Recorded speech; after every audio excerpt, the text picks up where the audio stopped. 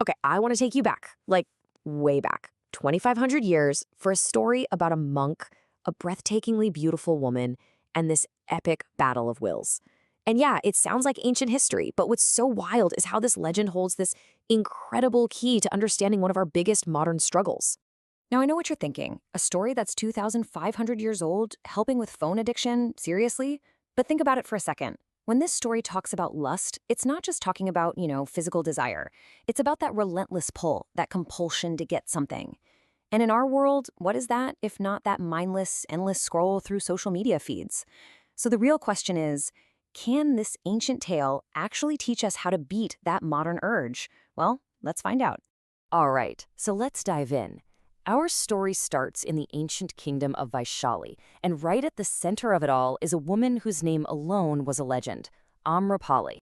So this is Amrapali, and when I say she was beautiful, I mean it wasn't just remarkable, it was like a force of nature. It was so powerful, so captivating, that princes and kings would literally go to war, spilling blood, just for the chance to be with her. She lived in this huge, lavish palace, not because she was born a royal, but simply because her beauty was that powerful.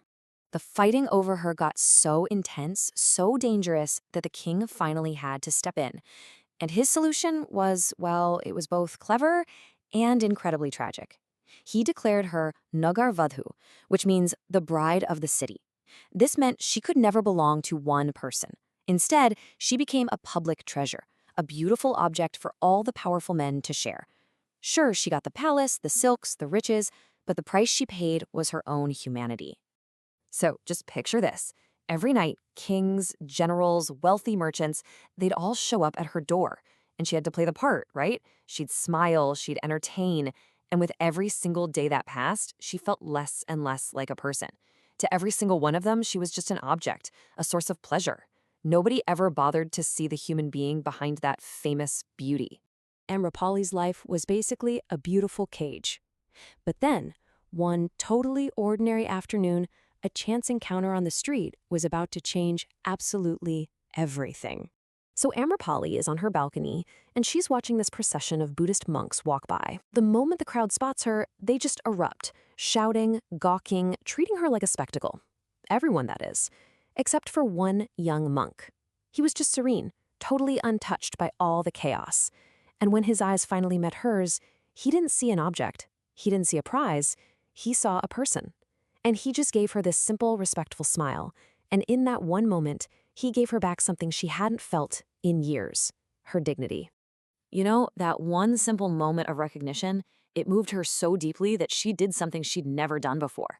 She actually ran down from her balcony, invited the monk for a meal, and then she made an even more shocking offer: to stay in her palace as her guest for the entire 4-month rainy season so he wouldn't have to travel. Okay, so you can imagine, back at the monastery, this causes a total uproar. The senior monks run to the Buddha, demanding he forbid it. A young monk all alone for 4 months in the palace of the most seductive woman in the entire kingdom, it was insane. But the Buddha, after talking to the young monk, saw things a little differently. He said, this isn't a temptation. This is the ultimate test of our practice. So the months start to tick by. The first month, it's just a lot of gossip. By the second month, there's been zero word from the palace, and the concern starts to grow. By month 3, pretty much all the other monks have written him off. They assume he's lost, seduced by all that wealth and beauty, and he's just too ashamed to ever come back. And then, the 4th month ends, the rains stop, and the gates of the monastery creak open. In walks the young monk, looking calm, totally composed. But the real shocker was who was walking behind him. It was Amrapali. But her head was shaved, she was wearing simple robes, she had given up her palace, her riches, her entire life to become a nun. The whole assembly was just speechless. Suddenly, for the first time, nobody was staring at Amrapali. All eyes were on the young monk. And you could just feel the question hanging in the air, this silent, burning curiosity. How did this kid succeed where kings and emperors had failed? How did he not just resist the most desired woman in the world, but actually inspire her to completely change her life? So later, the monk sat down with all his brothers, and he just told them what happened. He didn't boast, there was no ego.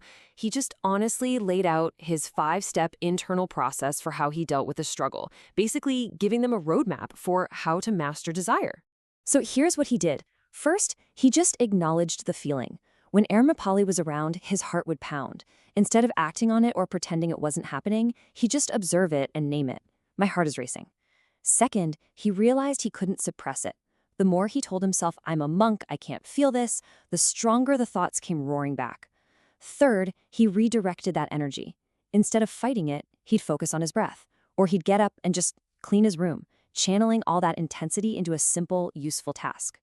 Fourth, he reframed the whole situation.